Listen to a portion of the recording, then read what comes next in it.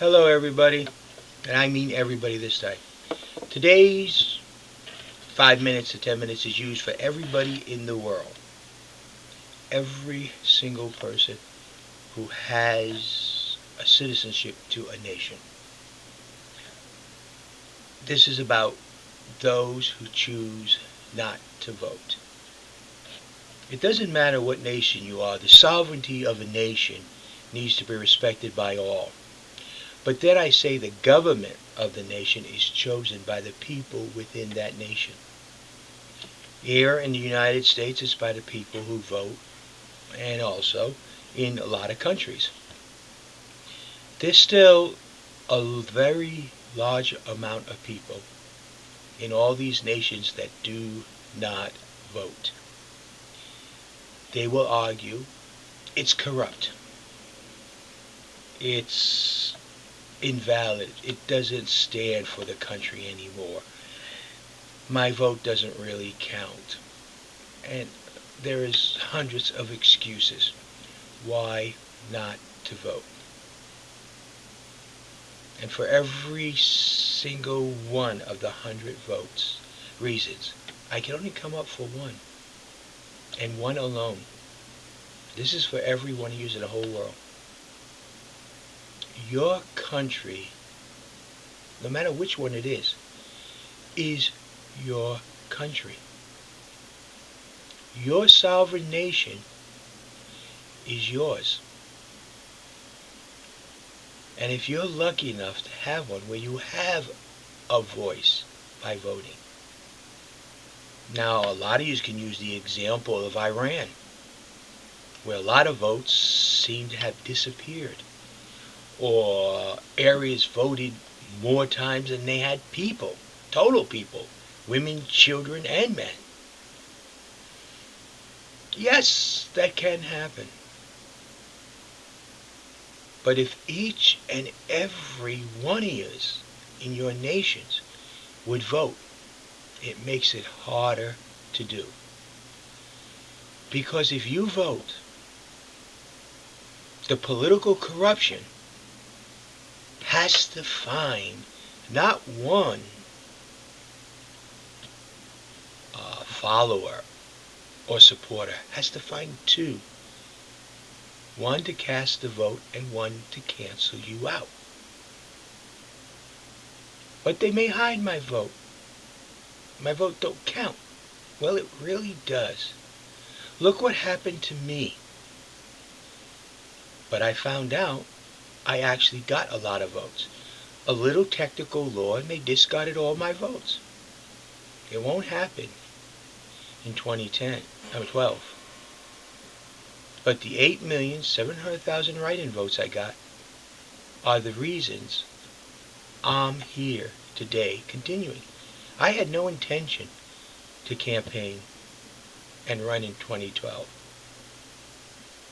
But a promise I made to the people who supported me that as long as there's one, I would.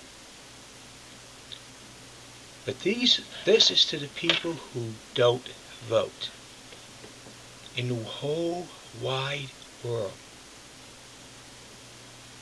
Understand, a government will only take over if you, the people, allow it. I am told stories that Obama has already approached our military about having to use the military within the nation of the United States of America. And he was told it could not happen. It will not happen. Because the only time our military is used, it must defend the Constitution. And we are taught our military cannot be used within the nation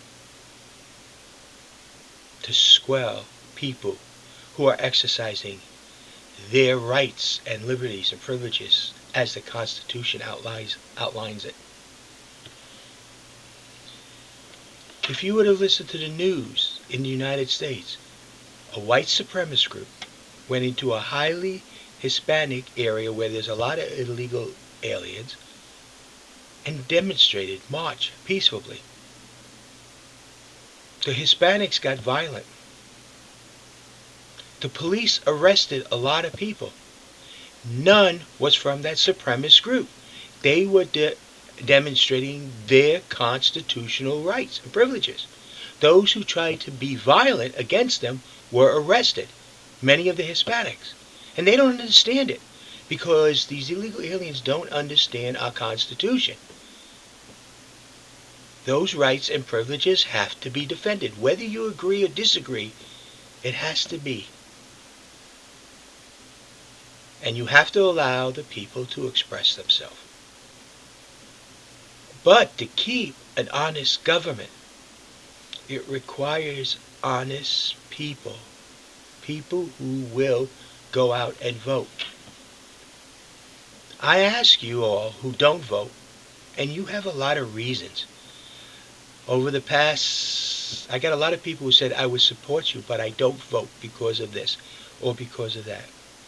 And I asked them to do a change in life, to go in a different direction. For once, claim and take charge of their nation and do vote. Let your voice be heard. Sure, in Iran, they didn't this time succeed. But who knows what will happen next time?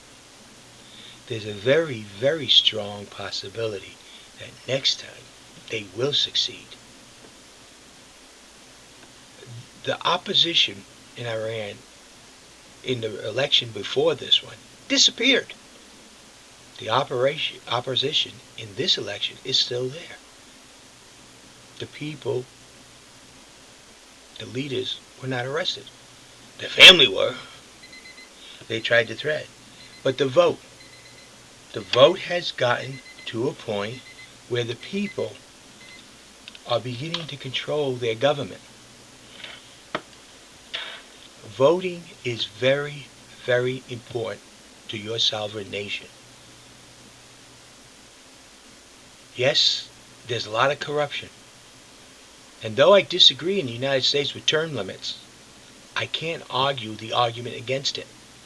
The corruption that's in our own Congress, the Senate and the House, forces me to have to say term limits must be applied. The same reason that the President of the United States has a term limit is the very same reason why Congress and the Senate must have a term limit. But without you all voting, these things will not happen. Without you all taking charge of your nation, and understand these people in political control do not really want you to vote. For if you vote, they know you will vote against them. And that they cannot handle. By you not voting, you are actually voting. But what you have done is cast a vote for the opposite of what you truly believe.